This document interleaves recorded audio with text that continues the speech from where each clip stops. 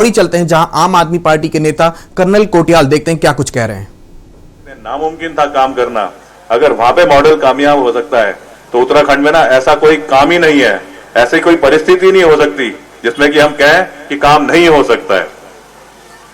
इनको देखते हुए मेरे को जो दूसरा मौका मिला वो था युवाओं को रोजगार अपने जरिए में कैसे दे सकता हूं, और धीरे धीरे क्योंकि एक संस्था बनाई मैंने जिसका नाम बाद में पड़ा यूथ फाउंडेशन, और जैसे अभी दिग्मोहन ने बोला था कोई 12-13 हजार लड़के लड़कियां उससे फौज में यूनिफॉर्म वाली जो सर्विसेज होती है उसमें भर्ती हो गए।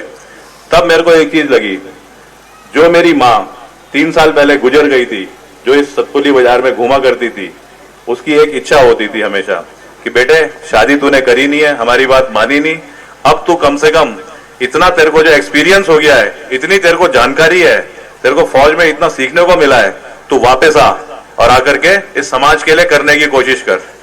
वो समय था जब हमें समझ में आया कि अगर हम अपनी क्षमता से यूथ फाउंडेशन खड़ा कर सकते हैं, अगर अपनी काबिलियत से युवाओं की ताकत, महिलाओं का आशीर्वाद, एक्स सर्विसमैन, पैरामिलिट्री फोर्सेज के जो रिटायर्ड लोग हैं उनके एक्सपीरियंस उसको जोड़ सकते हैं, तो हमें यही काम करने के लिए अगर बोलेंगे 100 गुना और बढ़ाना है तो शायद अपनी क्षमता से नहीं हो सकता है, हमें ना सरकार में आना पड़ेगा।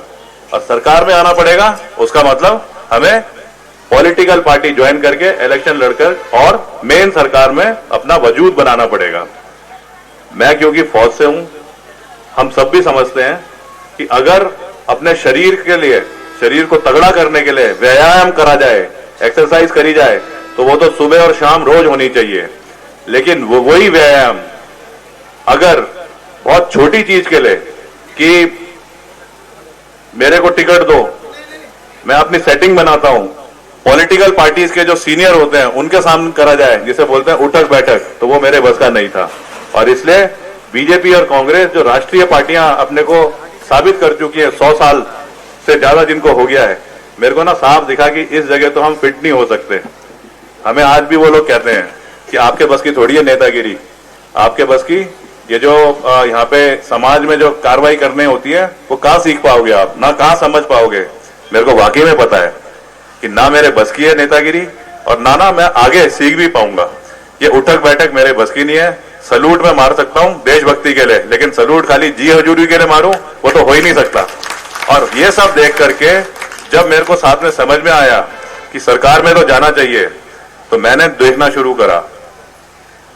21 साल आज हो गए, 21 साल 3 या 4 दिन, जब उत्तराखंड एक बहुत बड़े आंदोलन के बाद उत्तर प्रदेश से लड़ाई लड़के अलग हुआ था, जिसमें महिलाओं की कुर्बानी, ये जो युवाओं का पूरा उस आंदोलन में अपने को शहीद कराना, वो एक बहुत बड़ा एक सदमा भी था हमारे लिए। लेकिन उस सदमे की वजह से हमको आजादी भी मिली। आजादी मतलब इंडिपेंडेंस मिला, एक इंडिपेंडेंट स्टेट मिला। बड़ी इच्छाएं होती थी हमारी, अब हमारा अपना राज्य है, अपने आदमी को चुनेंगे, वो हमारा विधायक होगा, हमारी विधानसभा होगी, उसमें हमारा आदमी जाएगा, हमारे जो यहाँ के लोकल मुद्दे हैं उनको चेक देखेगा, और हमारी ना वाकई में इस उत्तराखंड की जो ताकत है, जो क्षमता है, एक आदर्श उत्तराखंड का निर्माण शुरू होगा। आज इसी चौराहे पर जब मैं आता हूं और देखता हूं उत्तराखंड का नवनिर्माण, एक दीदी आई एक चिट्ठी लेकर के,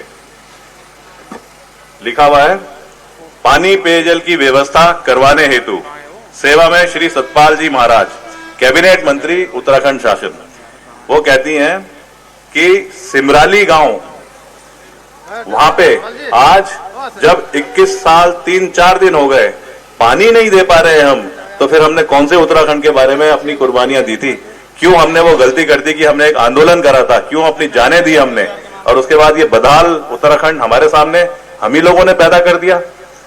कैसे पैदा करा? हमने बड़े भरोसे से अपने आदमी को चुनना शुरू करा, और हमारा आदमी जो है चुनने के बाद में वो अपना राज्य बनाना शुरू कर दिया, अपना महाराज्य बनाना शुरू कर दिया।